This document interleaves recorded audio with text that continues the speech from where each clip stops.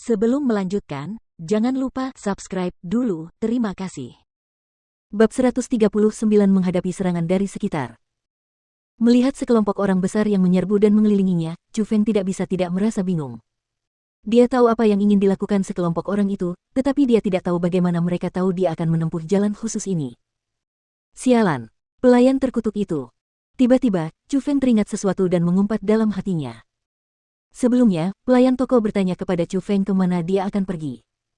Tujuannya adalah agar dia bisa memberi petunjuk jalan pintas untuk mencapai pegunungan White Tiger lebih cepat.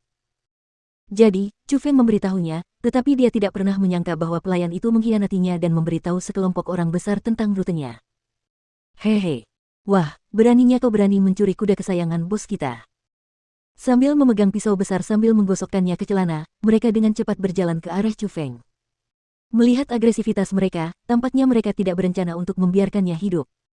Chu Feng tidak menaruh perhatian pada sekelompok orang itu. Selain orang besar berjanggut yang merupakan seorang kultivator di alam roh tingkat 9, yang lainnya lemah dan tidak berharga.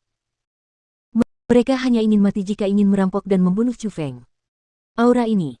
Namun, tepat pada saat itu, Chu Feng mengerutkan kening dan tidak bisa menahan diri untuk tidak mengalihkan pandangannya ke belakang. Dia melihat debu beterbangan dan samar-samar dia bisa melihat puluhan kuda cepat yang berlari ke arah mereka. Kuda-kuda itu adalah kuda yang bagus, dan hampir semuanya tidak lebih buruk dari kuda Vergana yang ditungganginya. Mereka bahkan dirawat dengan sangat baik. Orang-orang di atas kuda itu juga bukan orang biasa. Mereka tidak hanya mengenakan pakaian yang pas, kultivasi mereka juga tidak buruk. Yang terlemah masih berada di level 4 alam origin. Chu Feng bahkan samar-samar bisa merasakan aura seorang ahli alam profound di dalam kelompok orang itu. Meskipun itu hanya level 1 alam profound, itu tetap saja, tanpa diragukan lagi, alam profound. Ini. Kemunculan sekelompok orang itu juga menarik perhatian orang-orang besar.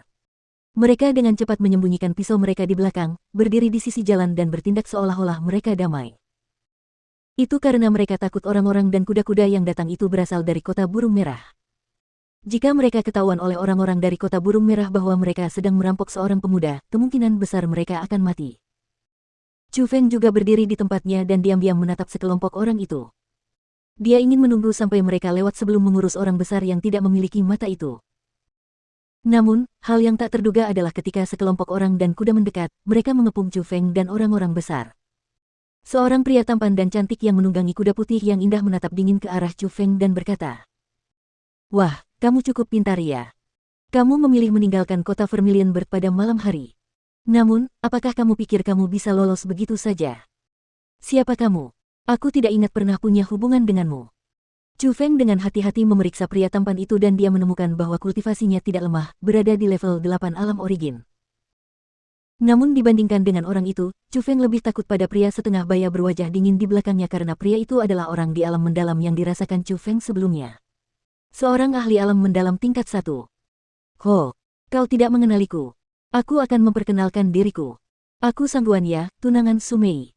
Kau mengerti sekarang? Sang Guanya mencibir dan berkata sementara tatapannya dipenuhi dengan niat membunuh yang dingin.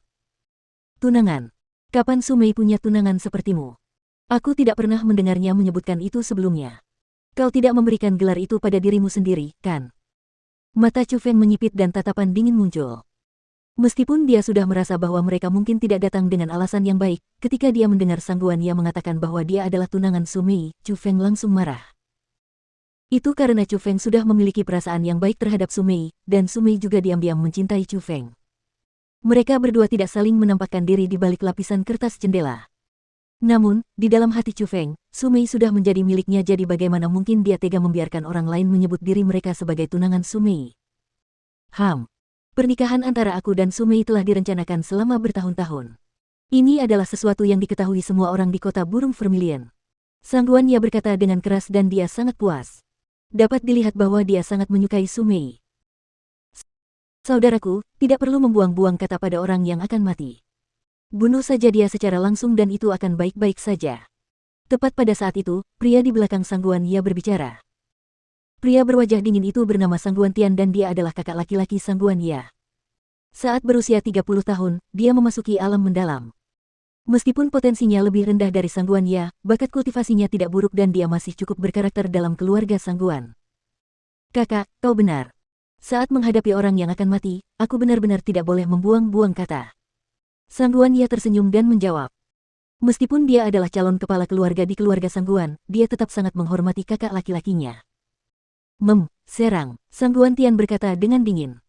Dia tidak menyerang secara pribadi karena dia merasa bahwa orang seperti Chu Feng tidak memenuhi syarat untuk diserang secara pribadi. Begitu dia selesai berbicara, puluhan ahli keluarga Sangguan menyerang secara bersamaan. Bahkan sekelompok orang besar pun menderita. Dalam sekejap, beberapa orang jatuh ke tanah, mati. Tuan-tuan, jangan bunuh kami. Kami tidak tahu siapa anak ini. Orang besar berjanggut itu ketakutan. Dia tidak akan pernah menyangka bahwa Chu Feng memiliki sekelompok musuh seperti itu. Mereka adalah orang-orang yang benar-benar membunuh tanpa berkedip. Selain itu, dari kekuatan dan kultivasi mereka, jelas bahwa mereka memiliki status yang cukup penting. Jika mereka tahu tentang itu, bagaimana mungkin mereka berani merampok Chu Feng? Bukan saja mereka tidak berhasil, mereka bahkan kehilangan nyawa mereka. Namun, bagaimana mungkin orang-orang dari keluarga Sangguan membiarkan mereka pergi? Seorang ahli melambaikan tangannya dan langsung menghancurkan otak orang besar itu dan dia meninggal dengan sangat menyedihkan. Setelah membunuh sekelompok orang besar, kerumunan keluarga Sangguan mengerumuni dan mengelilingi Chu Feng. Suasana yang mereka pancarkan menunjukkan bahwa mereka berencana untuk mengambil nyawa Chu Feng. Mau membunuhku? Aku khawatir kalian semua tidak mampu. Melihat keadaan yang tidak baik, Chu Feng dengan keras menendang kuda Vergana yang ada di bawahnya dan kuda itu tiba-tiba melompat dan berlari kencang ke arah dua orang yang menghalangi Chu Feng di depannya. Menurutmu, kemana kamu akan pergi? Keduanya menyerang pada saat yang sama. Mereka tidak menggunakan keterampilan bela diri apapun, tetapi serangan langsung. Mereka melancarkan pukulan, dan riak kekuatan origin seperti batu-batu besar yang tak terlihat. Dengan kecepatan kilat dan kekuatan yang tak terselubung, mereka menghantam Chu Feng. Chu Feng hanya mendengus dingin saat menghadapi serangan mereka. Kilatan emas menyambar matanya dan lapisan perisai kekuatan origin mengelilinginya. Kultivasinya langsung naik ke level 2 alam origin dan dia melambaikan lengan bajunya yang besar, menghilangkan dua tinju kekuatan origin. Pada saat yang sama, Chu Feng mengepalkan kedua tangannya dan dua garis emas yang panjang dan berkedip-kedip mengembun. Lengan Chu Feng bergerak dan dua sinar cahaya emas menembus udara. Kedua ahli di alam origin tingkat 5 itu memiliki tubuh dan kepala di lokasi yang terpisah. Asterishus setelah memenggal kepala kedua orang itu, Chu Feng menerobos perangkap yang mengelilingi keluarga Sangguan. Sambil mengendarai kuda Vergana, dia langsung berlari keluar.